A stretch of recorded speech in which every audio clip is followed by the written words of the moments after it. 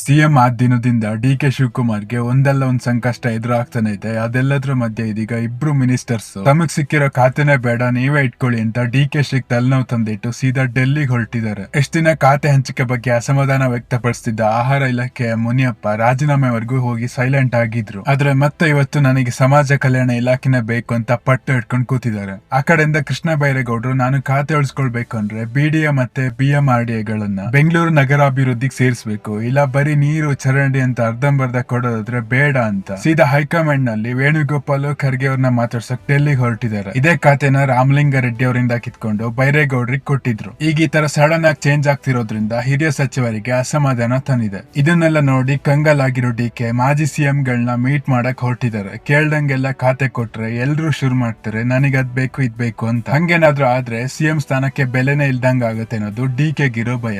ಇದ್ರ ಜೊತೆಗೆ ಸೈಲೆಂಟ್ ಆಗಿ ಇನ್ನೊಬ್ರಿದ್ದಾರೆ ಜಮೀರ್ ಅಹಮದ್. ಯಾವಾಗ ಇವರು ಸಹ ಧ್ವನಿ ಎತ್ತಕ್ ಶುರು ಮಾಡ್ತಾರೋ ಕಾಂಗ್ರೆಸ್ನ ಫೌಂಡೇಶನ್ ಶೇಕ್ ಆಗುತ್ತೆ.